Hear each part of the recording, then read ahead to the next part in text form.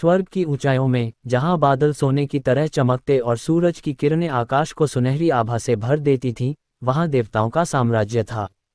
ये स्वर्ग दिव्यता और शांति का प्रतीक था, लेकिन इसके बीच एक ऐसा कोना भी था जो हमेशा बेचैन और अशांत था, वानर राजकुमार सुन वुकोन का स्थान। वानर राजकुमार एक अनोखा योद्धा था। वह किसी साधारण वानर से कहीं बढ़कर था। उसका जन्म एक दिव्य पत्थर से हुआ था, जिसने उसे अपार शक्तियां और बुद्धि प्रदान की थीं। पृथ्वी पर कोई उसे रोक नहीं सकता था, और स्वर्ग में कोई उसे काबू नहीं कर सकता था। उसकी लाठी, जिसे वह समुद्र के राजा के खजाने से चुरा कर लाया था, उसकी सबसे बड़ी ताकत थी। ये साधारण लाठी नहीं थी, यह अनंत भार की और असंख्य आकारों में बदल सकने वाली एक जादुई छड़ी थी। वुकोन का साहस और उसकी धूर्तता ने उसे न केवल वानरों का राजा बनाया था, बल्कि उसे स्वर्ग और नरक दोनों की सीमाओं को चुनौती देने वाला एक विद्रोही बना दिया था। परंतु उसकी कहानी केवल शक्ति और युद्ध की नहीं थी। ये कहानी थी स्वतंत्रता की खोज, दैवी और असाधारण शक्तियों के बीच संतुलन की, और हर उस बाधा को पार करने की जो उसके सामने आई। ये कहानी थी उस यात्रा की जो वुकोन को एक अजेय योद्धा से एक सच्चे हीरो में बदलने वाली थी। गहरे नीले समुद्र के किनारे, जहां लहरें चट्टानों से टकराकर सफ़ेद फेन में बदल जाती थीं, वहीं एक ऊंची पहाड़ी पर एक विशाल पत्थर खड़ा था। यह कोई साधारण पत्थर नहीं था, इसके अंदर दिव्य ऊर्जा और आकाशीय शक्तियों का वास था। बरसों से इस पत्थर के अंदर एक अद्भुत जीवन छिपा हुआ था। एक दिन एक अद्भुत घटना घटी।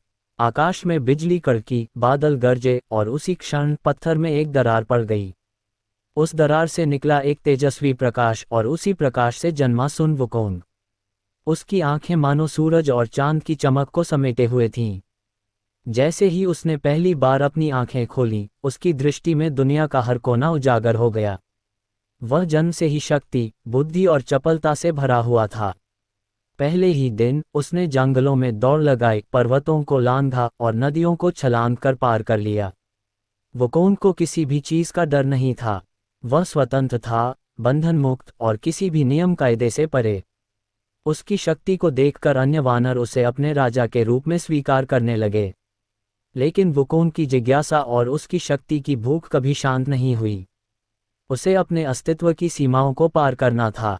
उसने पर्वतों के साधुओं से ध्यान और योग की विद्या सीखी, आकाश और धरती की शक्तियों का ज्ञान प्राप्त किया, और अंततः वह अमरता के रहस्य को भी समझ गया। परंतु ये केवल शुरुआत थी।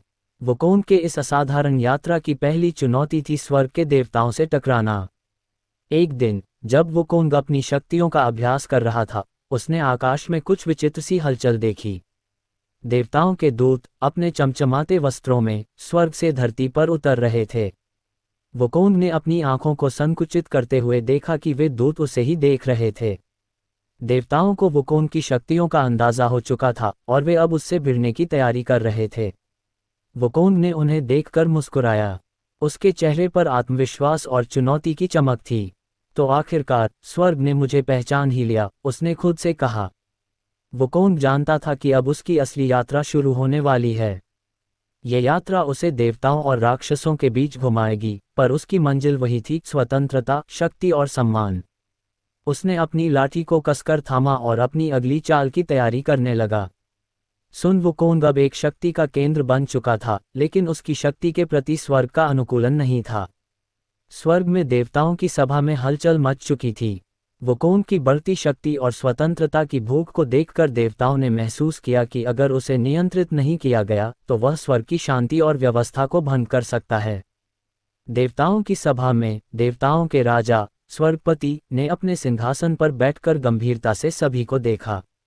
ये वानर राजकुमार जो पत्थर से जन्मा है, हमारी सीमाओं को चुनौती दे रहा है।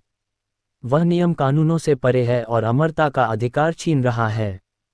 हमें उसे रोकना होगा, इससे पहले कि वह और अधिक शक्तिशाली हो जाए, स्वर्गपति ने कहा। सभा में सभी देवता सहमत हुए, लेकिन उनमें से कोई भी वुकोन से सीधे टकराने की हिम्मत नहीं कर रहा था। वुकोन की बुद्धि और शक्ति की कहानियां अब स्वर्ग के कोनों कोनों में फैल चुकी थीं। अंततः स्वर्गपति ने एक योजना बनाई। उसने अपने मुख्य दूत नीलकंठ देवता को बुलाया, जो चालाकी और कूटनीति में निपुण था। नीलकंठ, तुम इस वानर को स्वर्ग बुलाओ और उसे यहाँ हमारे साथ रहने का प्रस्ताव दो।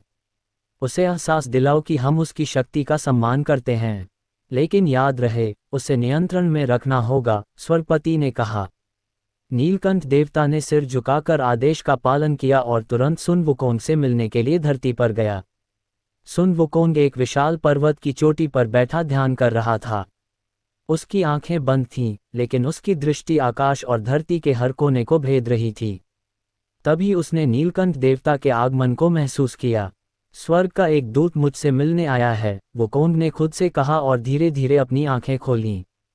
नीलकंठ देवता ने उसके पास आकर कहा, वानर राजकुमार सुन वुकोंग, मैं स्वर्ग के राजा स्वर्गपति का दूत हूँ। हमारे देवताओं ने तुम्हारी महानता और अद्वितीय शक्तियों को देखा है। स्वर्गपति तुम्हें सम्मानित करने और हमारे साथ स्वर्ग में रहने का निमंत्रण भेजते हैं। तुम वहां हमारे साथ रहोगे, दिव्य पदों के अधिकारी बनोगे और स्वर्ग की अनंत शक्तियों का हिस्सा बनोगे। वुकोंग ने अपनी लाठी को जमीन पर टिकाकर नीलकंठ की ओर देखा। उसकी आंखों में एक चपल चमक थी। स्वर्ग का निमंत्रण, हाँ, ये दिलचस्प है, लेकिन क्या ये केवल एक सम्मान है या मुझे वश में करने का प्रयास? वुकोंग ने मुस्कुराते हुए कहा। नीलकंठ ने शांति से जवाब दिया, यह एक सम्मान है, वानर राजकुमार। तुम्हारी शक्तियों का सम्मान और तुम्हारी प्रतिभा का सम्मान। वुकोंग कुछ क्षणों के लिए चुप रहा। उसने स्वर्ग में रहने का विचार किया, वहां की दिव्यता, वहां की शक्ति और वहां का अनंत जीवन। लेकिन वह जानता था कि स्वर्ग में जाकर वह किसी भी तरह की बंदिशों को स्वीकार नहीं करेगा। उसने फैसला किया कि वह स्वर्ग जाएगा, लेकिन अपनी शर्तों पर। ठीक है, मैं स्वर्गपति का निमंत्रण स्वीकार करता हूं, वुकोंग ने कहा। लेकिन याद रखना, मैं वहां स्वतंत्र रहूंगा, किसी के अधीन नहीं। नीलकंठ ने संतोषजनक उत्तर प्राप्त कर लिया और दोनों स्वर्ग की ओर प्रस्थान करने लगे। स्वर्ग का द्वार, जो बादलों के पार स्थित था, एक चमत्कारी दृश्य प्रस्तुत कर रहा था। चारों ओर स्वर्णिम प्रकाश फैला हुआ था और आकाश में इंद्रधनुष की तरह रंग बिरंगे बादल तैर रहे थे। वुकोंग ने पहले कभी ऐसा दृश्य नहीं देखा था, लेकिन उसकी आंखों में कोई भय नहीं था, सिर्फ जिज्ञासा और आत्मविश्वास। जैसे ही वुकोंग ने स्वर्ग में कदम रखा, वहां की दिव्यता और शांति ने उसे हैरान कर दिया। देवताओं का आभास होते ही उसने महसूस किया कि यहाँ की शक्तियाँ अनंत हैं। लेकिन साथ ही उसने अपने चारों ओर एक अदृश्य बंधन की उपस्थिति भी महसूस की, जैसे कि स्वर्ग की शांति के भीतर एक छिपा हुआ डर हो। स्वर्गपति ने वुकोंग का स्वागत किया और उसे एक पद प्रदान किया, महान बंदर साधक। ये पद वुकोंग के लिए सम्मानजनक था, लेकिन उसके भीतर एक असंतोष जाग उठा। ये पद वास्तविक शक्ति का नहीं, बल्कि स्वर्ग के नियमों का पालन करने का संकेत था।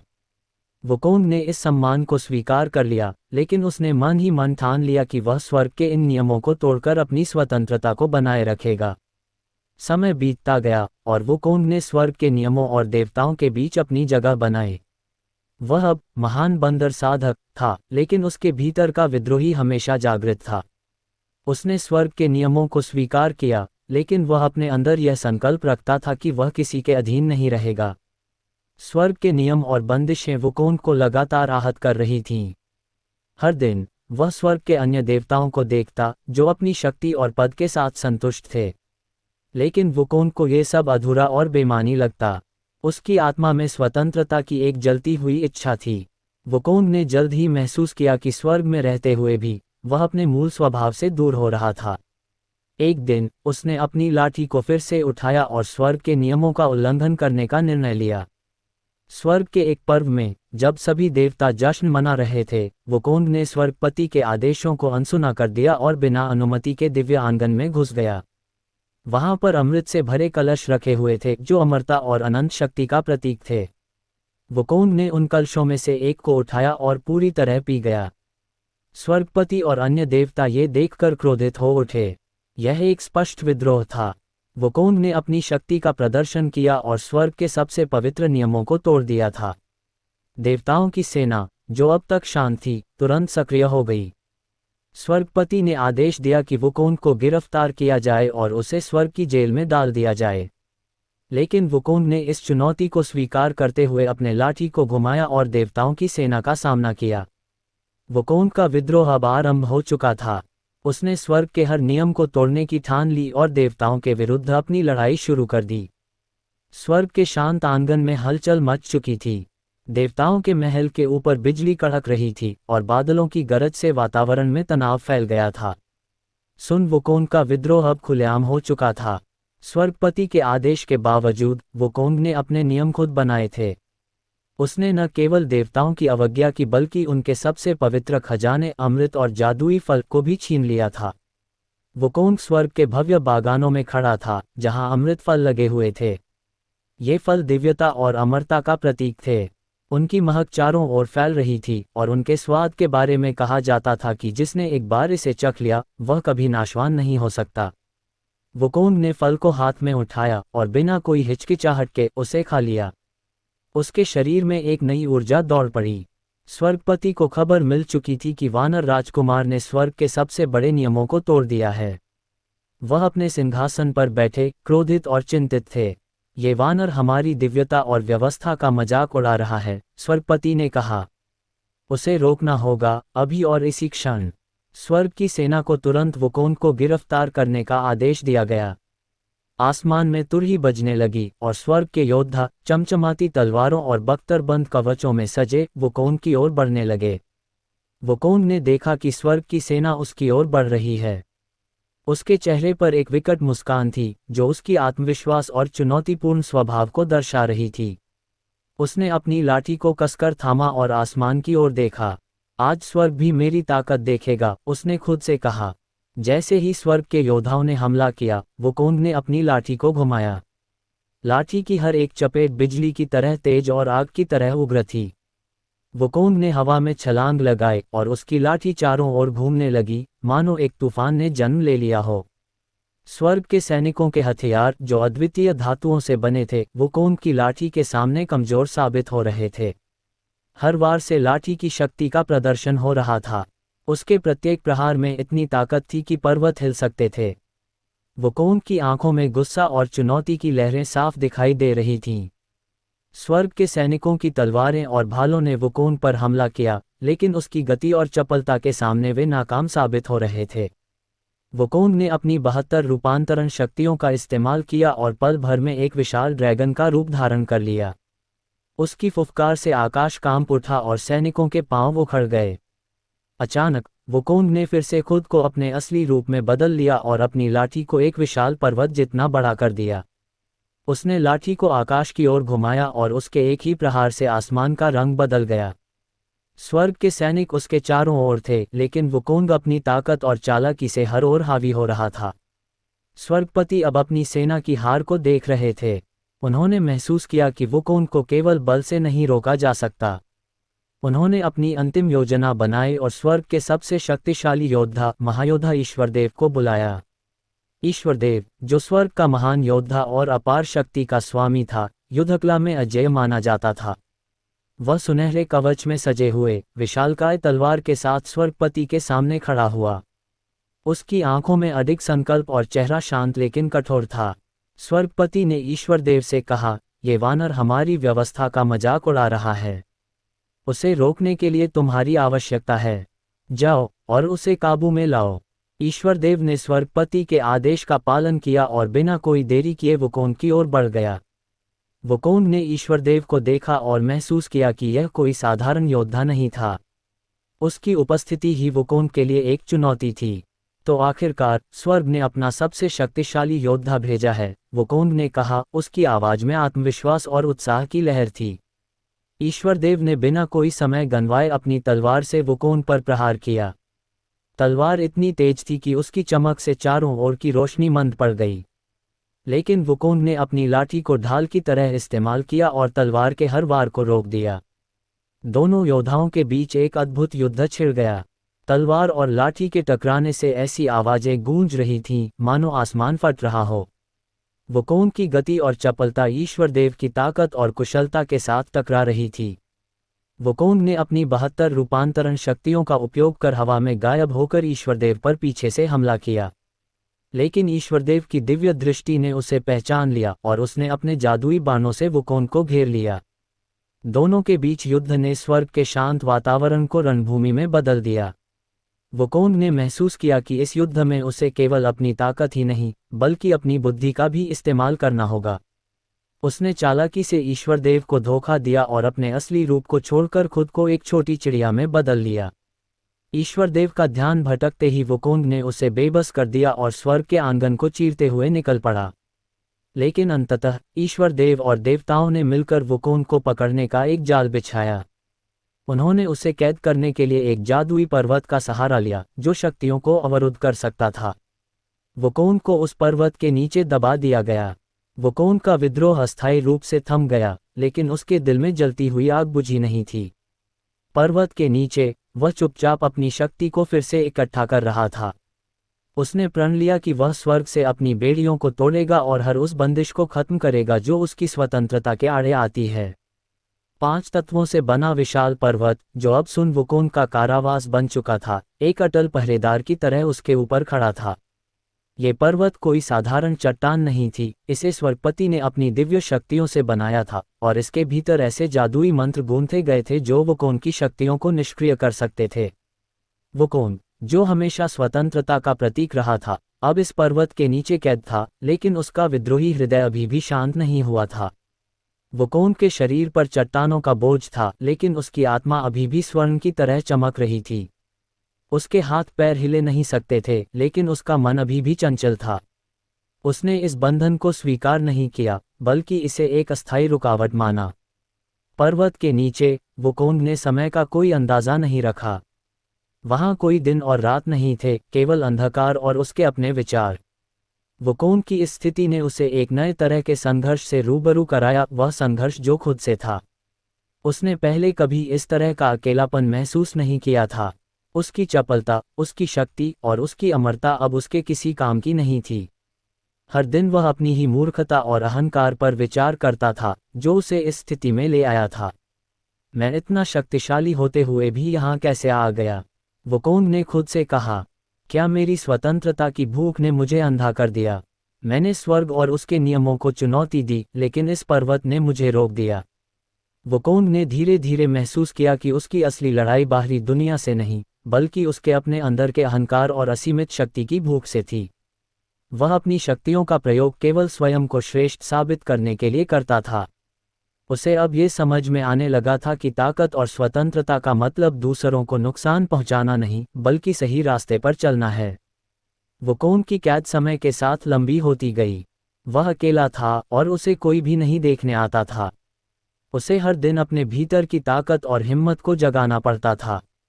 वुकोंग ने अपनी शक्तियों का उपयोग पर्वत के भीतर ध्यान और आत्मनिरीक्षण के लिए करना शुरू किया।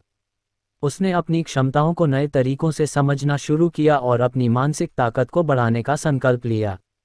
वह पर्वत के नीचे बैठकर ध्यान की गहरी स्थिति में चला जाता। उसकी आत्मा अब एक नए प्रकार की शक्ति की ओर बढ़ रही थी, एक ऐसी शक्ति जो केवल मांसपेशियों और हथियारों से नहीं, बल्कि आत्मा के संयम और मन की शांति से आती है। उसने अपनी 72 रूपांतरण शक्तियों को और गहराई से समझा और उन्हें अपने आंतरिक परिवर्तन के लिए प्रयोग करना शुरू किया। उसकी आंखों के सामने एक नई दृष्टि खुलने लगी। उसने अपने पहले के कार्यों को, स्वर्ग में किए गए विद्रोह को और अपने द्वारा झेले गए अपमान को एक नई दृष्टि से देखना शुरू किया। स्वर्ग में वुकोंग की चर्चा अभी भी हो रही थी। उसकी शक्ति और विद्रोह ने सभी को प्रभावित किया था, लेकिन अब उसका संघर्ष पर्वत के नीचे था। देवताओं और स्वर्गपति को यह यकीन था कि वुकोंग को नियंत्रित कर लिया गया है, लेकिन वे नहीं जानते थे कि वुकोंग के भीतर का परिवर्तन उसे एक नई दिशा में ले जा रहा है। इस बीच बुद्ध, जो आकाशीय राज्य में सब कुछ देख रहे थे, वुकोंग की स्थिति और उसकी यात्रा को समझ रहे थे। बुद्ध जानते थे कि वुकोंग केवल एक विद्रोही नहीं है, बल्कि एक संभावित नायक भी है, जिसे सही मार्गदर्शन की आवश्यकता है। बुद्ध ने स्वर्गपति से कहा, ये वानर राजकुमार केवल विद्रोह नहीं कर रहा था, वह अपने अस्तित्व की खोज कर रहा था।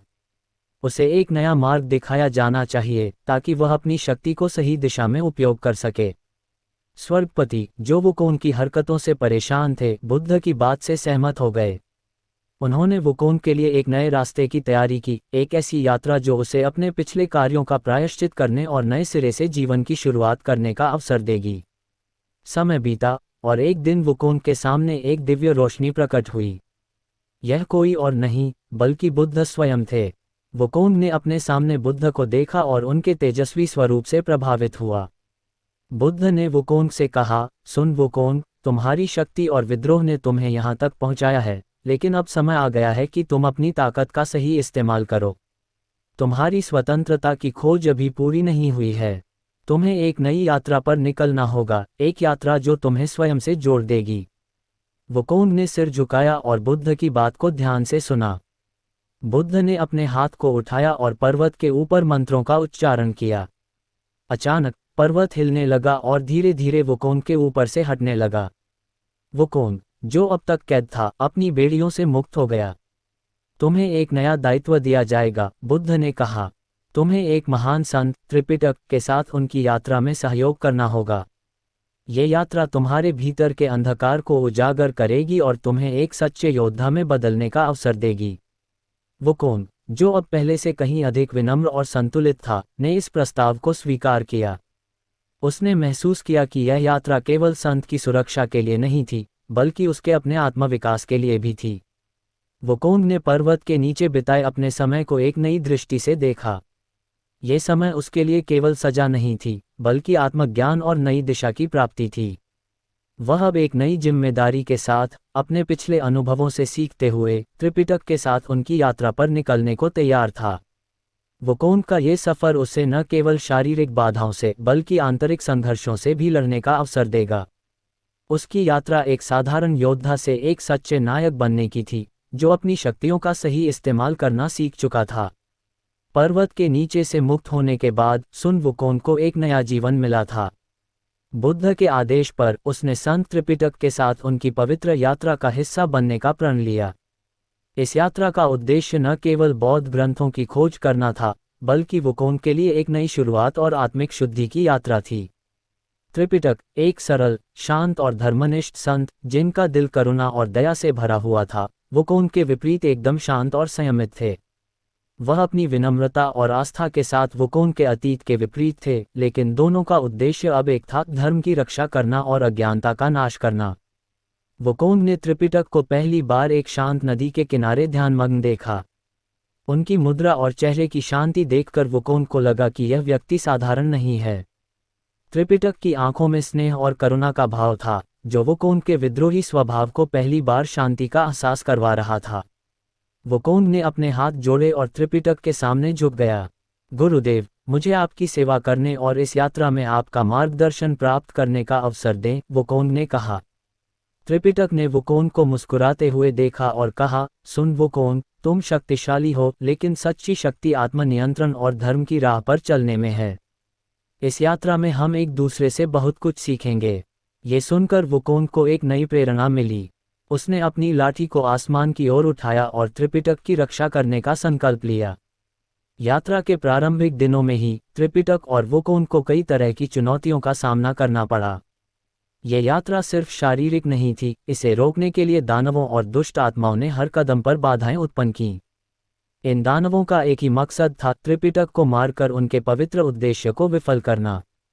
एक दिन जब त्रिपिटक और वुकोंग घने जंगल से गुजर रहे थे, अचानक आकाश काला हो गया।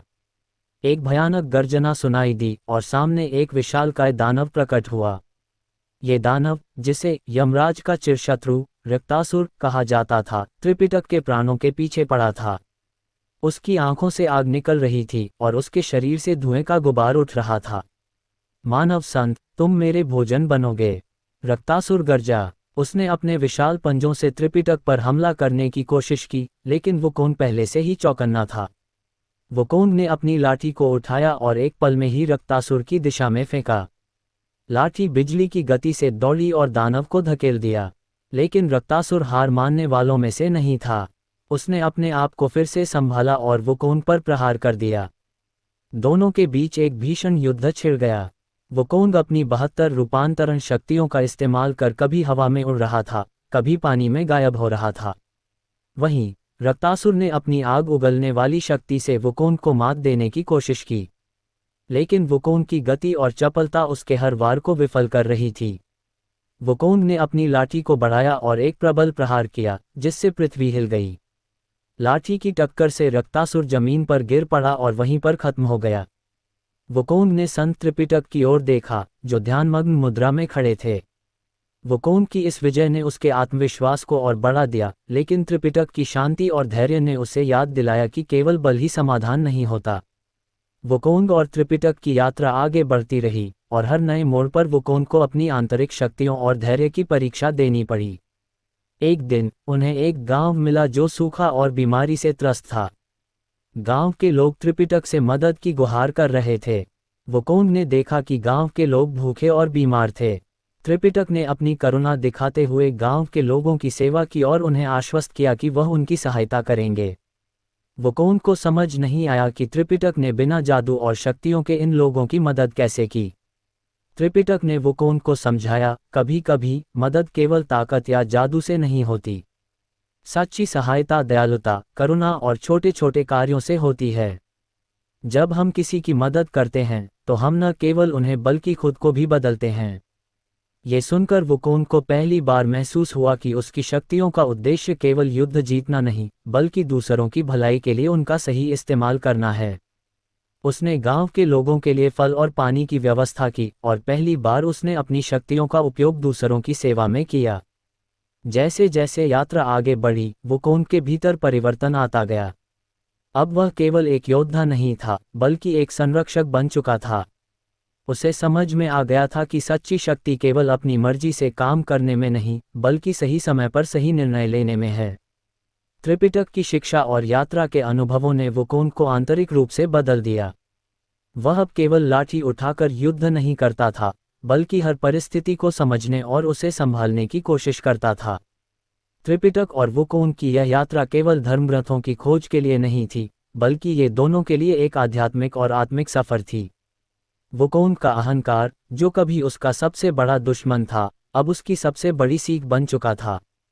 त्रिपिटक और सुन वुकोंग की यात्रा में अगला मोड़ एक ऐसा था जो केवल बाहरी नहीं, बल्कि आंतरिक संघर्षों से भी भरा हुआ था। जैसे जैसे वे आगे बढ़े, उनका मार्ग एक रहस्यमयी जंगल की ओर मुड़ गया, जो अपने आप में एक भूल भुलैया जैसा था। ये जंगल मात्र पेड़ों और लताओं का नहीं था, यह एक मायावी स्थान था जहां वास्तविकता और भ्रम के बीच का अंतर धुंधला हो जाता था। जंगल के भीतर प्रवेश करते ही वातावरण बदलने लगा। चारों ओर एक अजीब सी गूंज सुनाई देने लगी, और धीरे धीरे पेड़ पौधों की आकृतियां विकृत होने लगीं। ये जगह किसी दानवी माया का खेल लग रही थी, और इसके केंद्र में बैठा था एक शक्तिशाली राक्षस, मायावी दानव मारीचासुर। मारीचासुर एक प्राचीन दानव था जो अपनी माया और छल से योद्धाओं को भ्रमित करके उनका मनोबल तोड़ता था। वह सीधा मुकाबला नहीं करता था, उसकी असली ताकत उसकी भ्रमित करने की शक्तियों में थी। उसने त्रिपिटक और वुकोंग के आगमन को भांप लिया था और अपनी चालें बिछानी शुरू कर दी थीं। जैसे ही वुकोंग और त्रिपिटक जंगल में आगे बढ़े, उन्हें चारों ओर से खूबसूरत परिदृश्य दिखाई देने लगे। उन्हें लगता था कि वे किसी सुंदर बगीचे में आ गए हैं, जहां पर पक्षी गा रहे हैं और हवा फूलों की खुशबू से महक रही है। ये स्थान तो अत्यंत सुंदर है, त्रिपिटक ने कहा, जबकि वुकोंग को कुछ गड़बड़ का एहसास हो रहा था। वह अपनी लाठी को कसकर पकड़े हुए था और चारों ओर की हर हरकत को ध्यान से देख रहा था। तभी अचानक उनके सामने कुछ दिव्य अप्सराएं प्रकट हुईं, जो स्वर्ग की अप्सराओं जैसी दिख रही थीं। वे गाने लगीं, नृत्य करने लगीं और वुकोंग के मन को विचलित करने लगीं। अप्सराओं के नृत्य और संगीत की धुन इतनी मोहक थी कि त्रिपिटक भी उसमें खोसे गए। संत त्रिपिटक, आप विश्राम करें, ये स्थान आपका स्वागत करने के लिए तैयार है, अप्सराओं ने कहा। लेकिन वुकोंग के चेहरे पर एक तेज मुस्कान आई, उसे समझ में आ गया कि यह सब एक माया है, एक भ्रम है। वुकोंग ने अपनी दृष्टि को केंद्रित किया और अपनी आग की आंख का उपयोग किया, वह शक्ति जो उसे सत्य और असत्य को पहचानने की क्षमता देती थी। अचानक उसे अप्सराओं की वास्तविकता दिखाई दी। वे सुंदर अप्सराएं नहीं, बल्कि भयानक राक्षस थे, जो त्रिपिटक को छलने की कोशिश कर रहे थे। वुकोंग ने बिना समय गंवाए अपनी लाठी उठाई और एक ही प्रहार में अप्सराओं के छल को तोड़ दिया। उनकी असली भयानक आकृतियां प्रकट हो गईं, और वे तुरंत मारीचासुर की ओर भाग गईं। मारीचासुर, जो अब तक अपने जाल में त्रिपिटक को फंसा चुका था, खुद को कमजोर महसूस करने लगा। उसने अपनी पूरी शक्ति के साथ वुकोंग पर हमला कर दिया, और जंगल के पेड़ पौधे जीवित हो उठे, मानो वे वुकोंग को जकड़ने की कोशिश कर रहे हों। वुकोंग ने अपने रूपांतरण कौशल का उपयोग किया और अपने आप को सैकड़ों वानरों में बदल लिया। हर वानर एक अलग दिशा में भागने लगा, जिससे मारीचासुर भ्रमित हो गया। उसने अपनी शक्तियों का इस्तेमाल कर वुकोन को रोकने की कोशिश की, लेकिन वुकोन की चालाकी और चपलता उसकी हर चाल को नाकाम कर रही थी। मारीचासुर ने गुस्से में अपनी शक्तियों का उपयोग कर एक विशालकाय बवंडर बनाया, जिसने सारे जंगल को हिलाकर रख दिया। लेकिन वुकोन ने अपनी लाठी को आसमान की ओर फेंका, जो सीधे जाकर बवंडर के केंद्र में लगी और उसे एक पल में नष्ट कर दिया। मारीचासुर अब अपने अंतिम रूप में प्रकट हुआ, एक विशालकाय दानव जो आग और धुएं से बना था। उसने अपने पंजों से वुकोन पर हमला किया, लेकिन वुकोन की गति इतनी तेज थी कि मारीचासुर का कोई भी वार उसे छू नहीं पाया। वुकोन ने अपनी लाठी को बढ़ाया और एक जोरदार प्रहार किया, जो मारीचासुर को सीधा धरती पर पटक दिया। मारीचासुर की शक्तियों का अंत हो गया और जंगल फिर से सामान्य हो गया। मारीचासुर की हार के बाद वुकोन ने संत त्रिपिटक की ओर देखा, जो अभी भी इस माया के प्रभाव से बाहर नहीं आ पाए थे। वुकोन ने अपने दिव्य मंत्रों का उपयोग किया और त्रिपिटक के सम्मुख सच्चाई को प्रकट किया। त्रिपिटक ने अपनी आंखें खोलीं और समझ गए कि यह सब माया थी। उन्होंने वुकोन की ओर देखा और कहा, वुकोन, तुमने आज न केवल हमें मारीचासुर से बचाया, बल्कि हमें यह भी सिखाया कि सच्चाई की राह पर चलते हुए हमें अपने मन और आत्मा को भी सुरक्षित रखना होता है। बाहरी शत्रु से ज्यादा खतरनाक हमारे भीतर का भ्रम है। वुकोन ने सिर झुका लिया और समझ गया कि केवल ताकत और बुद्धि ही नहीं, बल्कि संयम और स्पष्टता भी आवश्यक हैं। ये यात्रा उसे हर कदम पर नया सबक सिखा रही थी, और वह अपने गुरुदेव के साथ इस ज्ञान की यात्रा में और भी समर्पित हो गया।